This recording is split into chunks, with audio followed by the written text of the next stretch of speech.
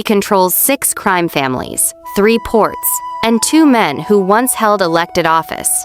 In Seoul's underground, his name is never spoken above a whisper, not out of respect, but out of fear of what the walls might hear. Dante Kang is the kind of man whom power does not sit on top of. It grows from the inside out, through bone and scar tissue and 17 years of surviving things that should have killed him. He survived a bullet. He survived poison. He survived the night someone poured acid into his eyes and left him in the dark with nothing but an empire and no one left to trust. What he could not survive, what none of his power, none of his vetting, none of his cold and careful architecture could protect him from, was a woman with no credentials, no connections, and no business being in his building at all. One phrase from her lips stopped his heart. 2 words she had no reason to know. A name buried so deep in him that he had almost convinced himself it had never existed. She wasn't a stranger. She was something far more dangerous than that. She was the girl who once stood between a frightened 7-year-old boy and a world that wanted to destroy him before that boy grew up, buried his real name, and became the most feared man in the city. This is the story of what happens when the past refuses to stay buried. When the one person who ever knew you before the armor finds you on the 42nd floor of your own fortress and whispers you open. Welcome back, story family, and if you're new here, hey, we're glad you found us. Make sure you subscribe, like, and drop a comment before you leave. New stories hit this channel all the time, and trust me, you don't want to miss what's coming. And after you watch, tell us what you thought. Your comment might be exactly what someone else needed to hear today. So don't hold back, let's talk about it. If you've ever loved someone so much you tried to carry their pain for them, stay with this story. It was made for you. It started the night someone stole his eyes. But it really started long before that, in a place called Cheongsu House, where 2 children learned that survival was the only language the world spoke fluently. It started the night someone stole his eyes. But it really started long before that, in a place called Cheongsu House, where 2 children learned that survival was the only language the world spoke fluently.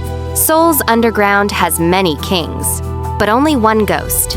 Dante Kang does not attend meetings. Meetings come to him. He does not issue threats.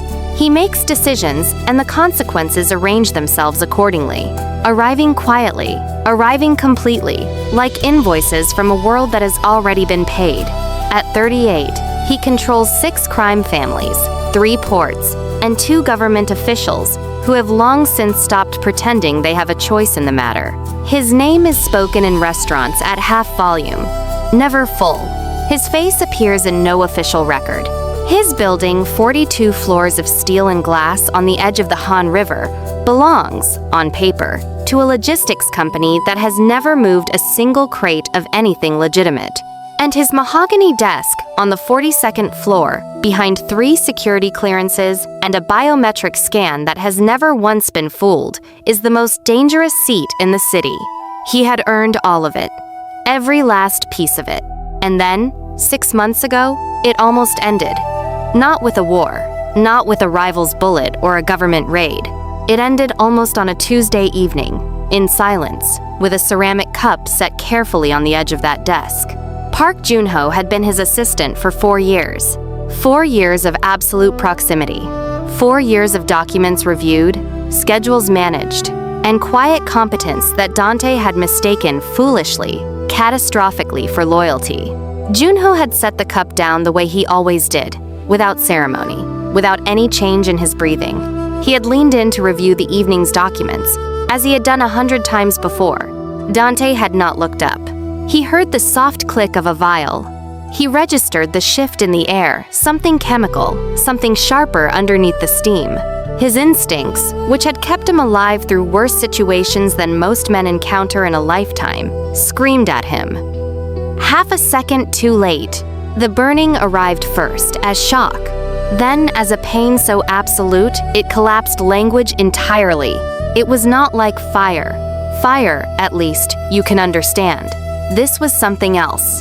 This was the erasure of something irreplaceable, conducted deliberately, conducted calmly, while the man responsible stood close enough to be touched. Dante Kang, who had taken a bullet through his side at 23 without making a sound, screamed. It emptied the floor. By the time his men reached him, Junho was already gone, $400,000 richer, carrying a briefcase of encrypted intelligence files purchased by the Shin family, Dante's oldest, most patient enemy. An enemy who had, apparently, been patient enough to wait 4 years for the right man to be standing close enough. They had not tried to kill him. They had done something far more calculated. They had reached inside the one place Dante Kang had allowed himself to be unguarded, his trust, and they had used it as the weapon. 6 months later, the empire still stood. It stood because Dante refused to let it fall. He had reorganized from a hospital bed, with tubes still in his arms, issuing quiet instructions to men who relayed them with shaking hands. He had returned to that same mahogany desk the moment his doctors cleared him. The dark glasses he wore had since become something of a legend in Seoul's underground, not a symbol of weakness, as his enemies had quietly hoped, but of something far colder. A man who had been unmade from the inside out, and rebuilt into something that no longer needed to see in order to be feared. Something has calcified where warmth used to live. Something that was already thin, already carefully rationed, has now been sealed off entirely. The era of trust is over. Every person in his organization knows it. No one says it aloud.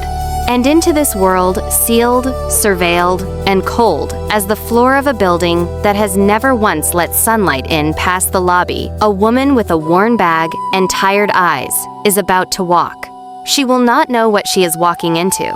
She will not know either that she already holds the only key that has ever existed to the room where Dante Kang locked the last remaining piece of himself. She has been carrying it for 20 years. Seo Mina is 26 years old. She has been tired for most of them. Not the kind of tiredness that a weekend fixes. The kind that settles into the shoulders of people who learned very early that rest is a luxury, not a right. The kind that makes a person efficient and quiet and very, very careful. Because carelessness, in the life she grew up in, always costs something. Her CV, if read by someone paying attention, tells a story it was never meant to tell. Hotel front desk, night pharmacy, 2 years at a non-profit for displaced children, an administrative certificate from a community college that charged per credit, no family name to open doors, no connections to pull strings, no degree framed on any wall. What she has is a competence so quiet that people notice it without being able to name it, a stillness under pressure that doesn't come from any training program. It comes from a childhood that gave her no other option. She applies for the position not because she believes she will get it. She applies because she has long since learned to apply for everything. Closed doors are the only kind she has ever known. And occasionally, very occasionally, in the spaces between 1 year of surviving and the next one of them opens, 47 people apply. 46 are dismissed. Her file lands last on Kim Yujin's desk at 11:15 on a Wednesday night.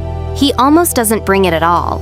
It is unremarkable in every way a file can be unremarkable. No impressive university, no corporate pedigree, no recommendation from anyone whose name means anything. But her background check comes back immaculate. Not impressive, immaculate. As though her life has been lived very carefully below every radar, in the quiet spaces between records, leaving behind nothing that can be used against her. Yujin stares at it for a long moment. The deadline is tomorrow. He sets the file on Dante's desk and reads it aloud. Every line, every unremarkable survival assembled detail. His voice stays neutral. He is good at neutral. When he finishes, the silence stretches long enough to become its own verdict. No, sir, the Busan summit alone requires, she has nothing, she is nobody. A pause. Send her away. Mina has been waiting in the corridor for 40 minutes. She does not need to see Yujin's face when he emerges to understand the answer. She has received it before, in different buildings, from different men, with different wording that all amounts to the same thing. She collects her bag. She stands. She smooths her skirt, a gesture so practiced it is almost automatic. The private ritual of someone who has learned not to perform disappointment for an audience. She walks toward the elevator. She does not look back, but she does not reach it. The office door opens again. She doesn't know why she turns. Later, she will try to assign a reason to it. Instinct, she'll say. Something older than logic. Something that lived below the level of thought and had been waiting, without her knowledge, for exactly this moment. Whatever it is, it turns her before she decides to be turned. And Dante Kang is standing in the doorway. Dark glasses. Perfectly tailored charcoal suit. Both hands loose at his sides. The studied looseness of a man who has trained every physical habit in himself toward the appearance of control. His chin is angled slightly upward. Not arrogance. The posture of a man who can no longer trust his eyes, and so has taught his whole body to compensate, to listen, to read the air the way sighted people read faces. Mina looks at him, at the jaw, the particular set of the shoulders, the chin held just 1 degree too high, the exact angle of a child who is trying very hard not to let the world see that he is frightened. Something inside her goes completely still, not quiet, still. The way a room goes still when something important is about to happen inside it. She knows him, not from a file, not from the whispered reputation that makes restaurant conversations drop to nothing when his name surfaces. She knows him the way you know a song you haven't heard in 20 years before your mind processes the melody. Your body has already remembered every word. The knowledge arrives in the body first. Certain. Total. She was 7 years old again. And so was he. The corridor is very long. The elevator doors are still open. Yujin has stopped walking. Somewhere, a phone rings once and goes silent. Her voice, when it comes, is barely above a breath. Barely enough to cross the distance between them. Little Sparrow. The silence that follows is the loudest thing in the world. Dante's hands always perfectly still, always deliberate, curl slowly into fists at his sides. It is not a gesture of anger. It is the involuntary closing of a person around something they thought was gone. The composure that has survived 6 months of blindness and blood and betrayal cracks once. Just for a second. Something moves across his face, something that has no name in the language of the man he has become. It belongs only to the language of the boy he used to be. He turns his face away. His jaw tightens. He says nothing. But he does not go back inside. The elevator doors, which have been waiting with the quiet patience of machinery, slide slowly closed, and then they open again. She has not moved, and neither has he. This act does not take place in the present. It takes place 20 years ago, in a building on the edge of a city that was growing fast and caring less. It takes place in winter, in a corridor lit by a single buzzing fluorescent tube. In the minutes after lights out, when the facility manager had finished his rounds and the smaller children had stopped pretending they were not afraid. Cheongsu House called itself a home. It was not. It was a state-run facility that processed children the way a machine processes material, receiving them, holding them, passing them along, and the children inside it learned quickly that the only currency with any value was survival. The only lesson worth absorbing was how to become difficult to hurt. Mina arrived at 5. She had already, by then, begun to understand the lesson. Kang Do-yoon arrived at 7. Thin, eyes too wide and jaw already set with the particular fury of a child who has decided that showing fear costs more than it is worth.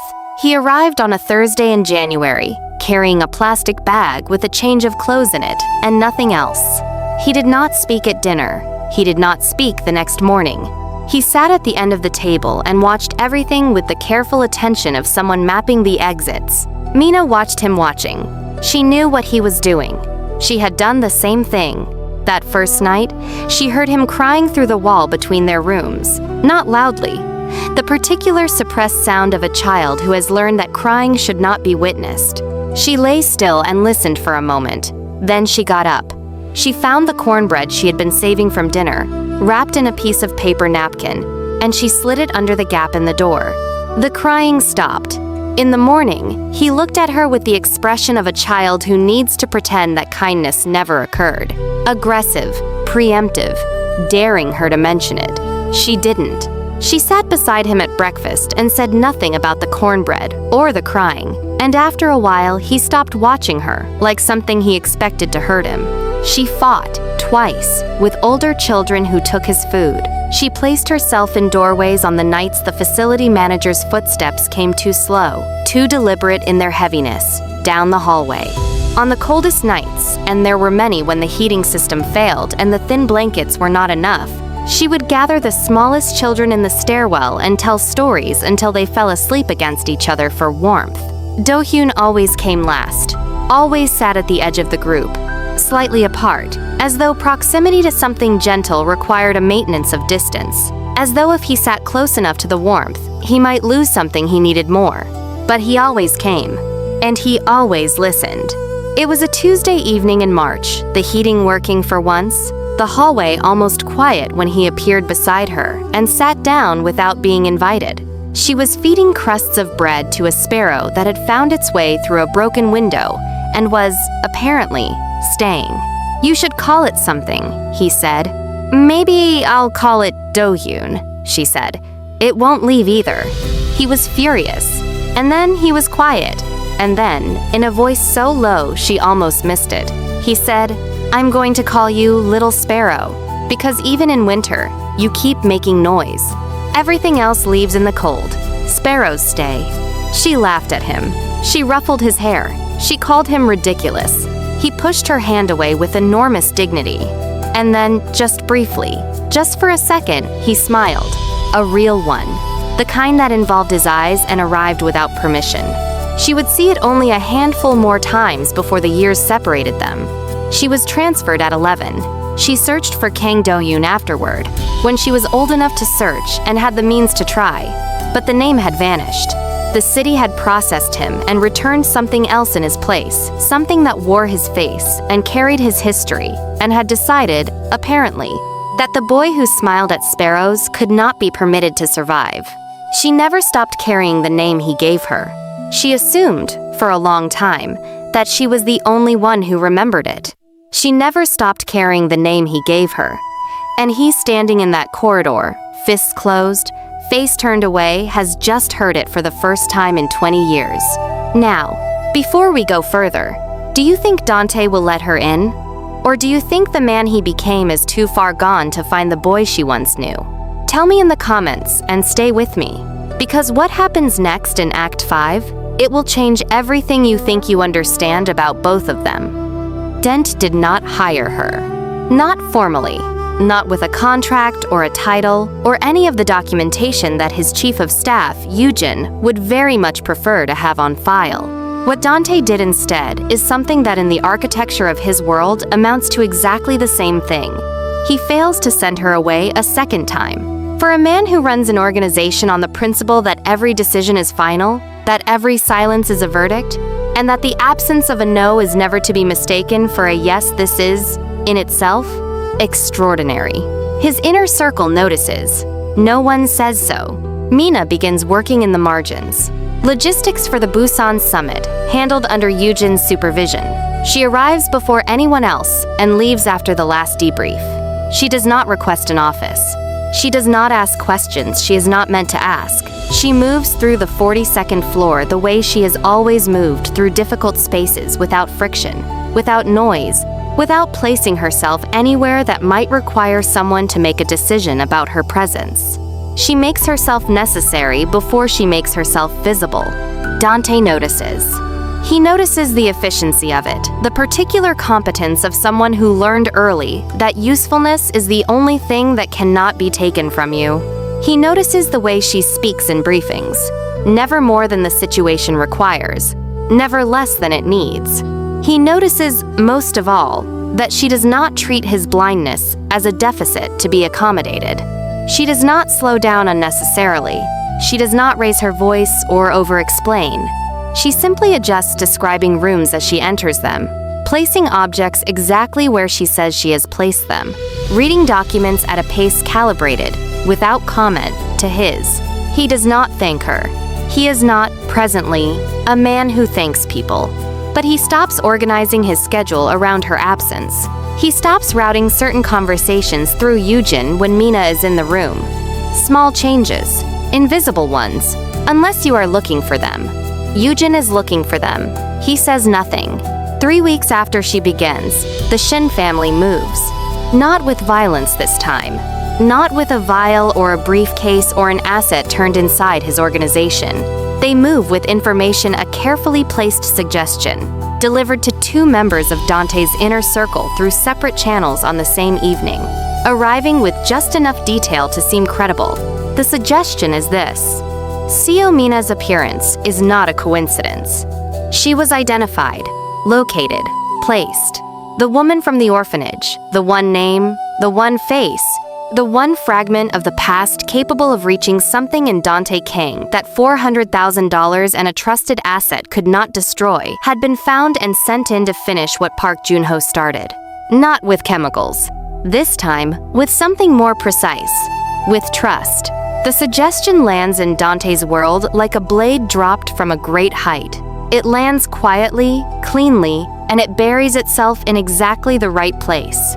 He calls Yujin at 2 in the morning. He does not raise his voice. He never does. "Remove her from the building," he says. "Sir, tonight." She is asleep when they come to her apartment. She does not argue. She collects her bag, the same worn bag, and she goes, "He removed her." In the middle of the night, based on a rumor from the same family that already took his eyes. And she didn't fight it. She just went. Comment below, do you think the accusation is true? Was Mina placed? Or is the Shin family's most dangerous weapon not a chemical or a spy, but a man who no longer knows how to tell the difference between a threat and the only person who ever loved him without wanting anything in return? Keep watching. She does not send a message through Yujin. She does not file a complaint or contact a lawyer or do any of the things a person with options would do. She has, in her life, never had many options. What she has instead is a clarity about what she is willing to do and what she is not, that has nothing to do with strategy. She goes home. She sits at her kitchen table. She makes tea. And then, in the morning, she makes a decision. She returns. Alone. Without an appointment. Without a prepared defense, or a letter, or any other instrument of persuasion. She takes the bus across the city, walks the last 4 blocks in a light rain, and enters the lobby of the building on the Han River that requires 3 security clearances and a biometric scan. She does not get past the reception desk. She does not try to. She sits down in one of the lobby chairs, sets her bag on her lap, and waits. An hour passes. Then 2. The receptionist calls upstairs 4 times, each time with increasing discomfort. The security team circles at a respectful distance. No one knows quite what protocol applies here. She is not a threat. She is not presenting herself as anything except a woman sitting in a chair, waiting for something she has not explained. At 3 hours and 17 minutes, word reaches the 42nd floor. Dante is standing at the window, an old habit, not yet broken, when Yujin knocks twice and enters. She's in the lobby. A pause. Long enough to be a question. What does she want? Yujin hesitates. She says she doesn't want anything. She says she just wanted you to know that she came back. Silence. She said to tell you. Another pause. She said sparrows stay. What follows is not the silence of a decision being made. It is the silence of a man standing very still at the edge of something he has spent 20 years telling himself he did not need. Something he buried so deep and so deliberately that he had almost completed the convincing of himself that it was not there. Almost. He does not speak for a long time. Then, the Shin family planted the accusation. Yujin already knows. He has known since 6 that morning, when the secondary verification came back clean. He nods, even though Dante cannot see it. Another silence. Different from all the others in this story. Send the car away, Dante says. I'll go down. The lobby empties the way lobbies empty when certain men move through them quickly, without being asked, with the universal instinct of people who would prefer not to be nearby when something important happens. He finds her by the sound of her breathing. She does not stand when he approaches.